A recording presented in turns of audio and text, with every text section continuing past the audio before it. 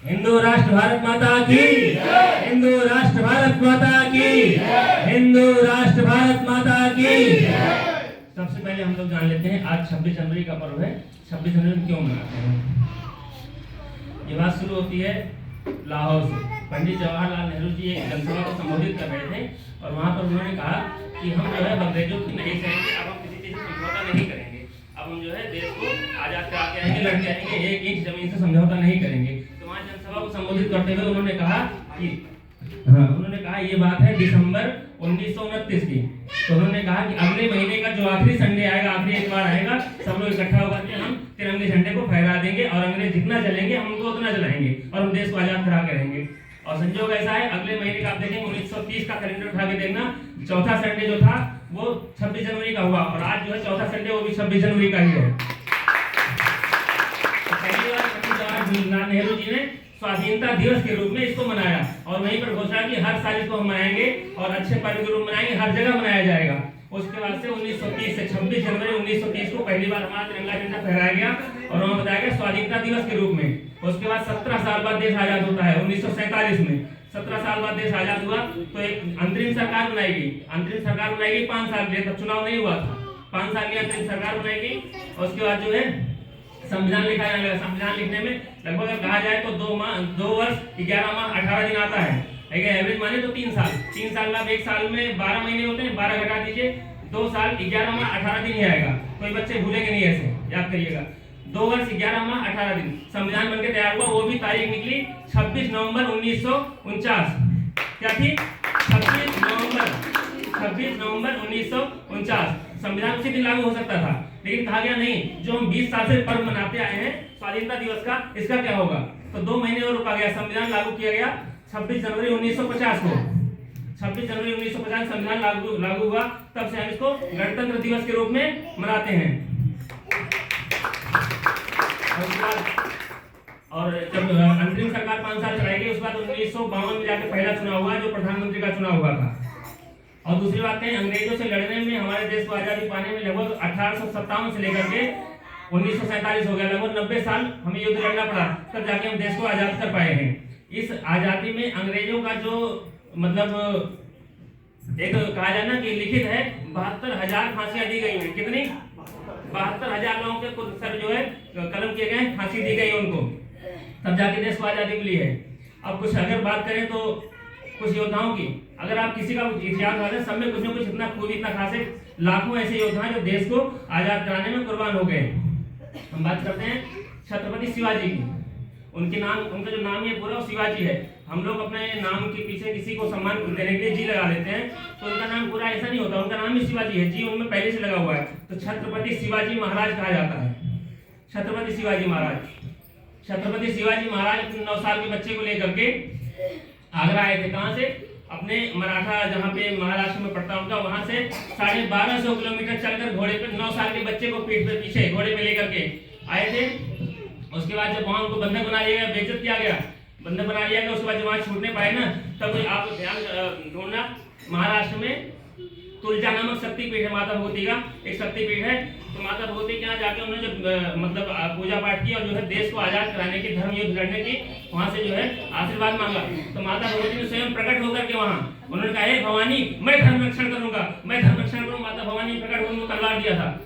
वीर शिवाजी के पास, छत्रपति शिवाजी महाराज के पास 3 तलवार थी। आप लोग ध्यान करिएगा, तुलजा, भवानी और जगदम्बा उनके तलवार के नाम थे। एक था तुलजा, एक जो शक्तिपीठ नाम था, एक भवानी जगदम्बा, जो भवानी तलवार थी उसको माता भगवती ने स्वयं प्रकट होकर दिया था। और हमारे गुरुदेव भगवान ने भी आज हमें जैसे जैसे पात्रता आती जा रही वैसे वैसे हमें हथियार समर्पण करने, पहले दंड दिया था, क्या नहीं था?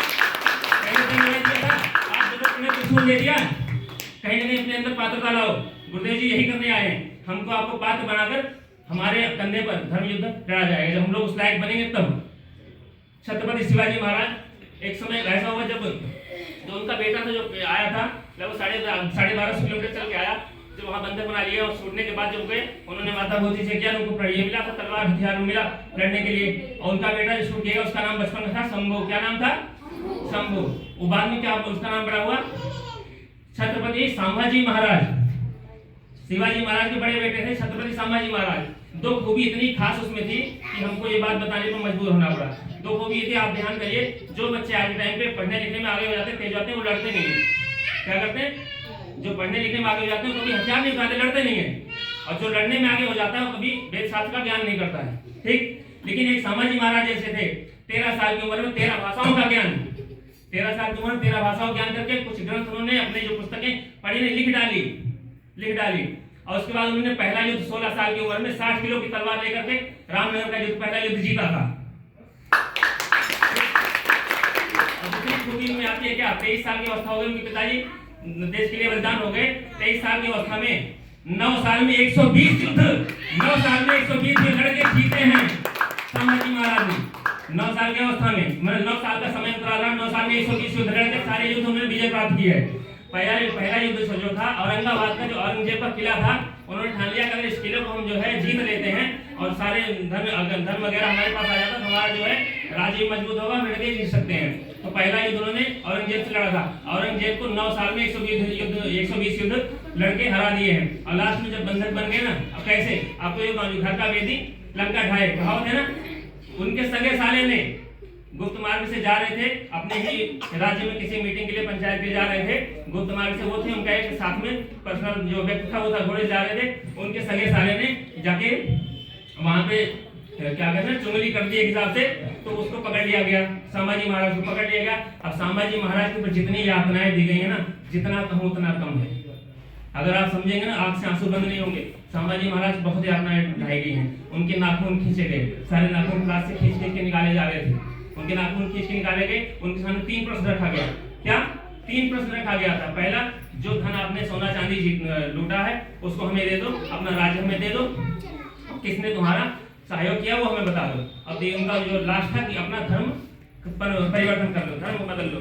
उन्होंने कहा किसी चीज समझौता नहीं करूंगा। उनकी उंगली काटी गई, भोजन पानी छोड़ दिया था, उनकी उंगली काटी गई। उसके बाद लास्ट टाइम पे यही यातना देते थे, उनके शरीर के टुकड़े टुकड़े कर दिए गए और नदी के किनारे फेंक दिया गया। मराठाओं ने उनके शरीर को उठाकर सिल करके दोबारा उनका अंतिम संस्कार किया है, पूरी बॉडी को सिल करके।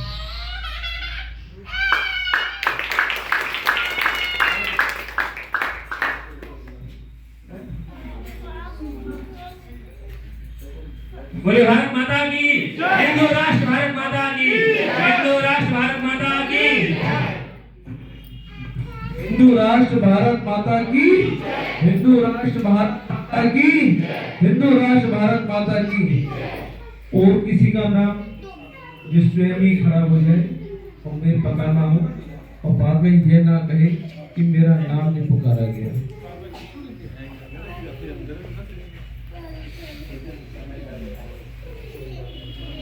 भैया बहनों में कोई है? सोलंकी आंटी, आप, नेहा,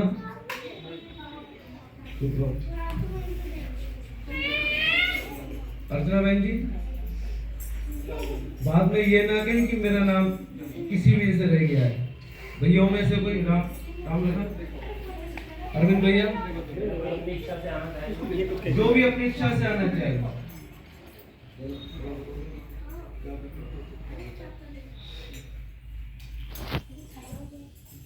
कमलेश भैया, रामपाल जी, बाद में ये नहीं कहना कि मेरा नाम रह गया है।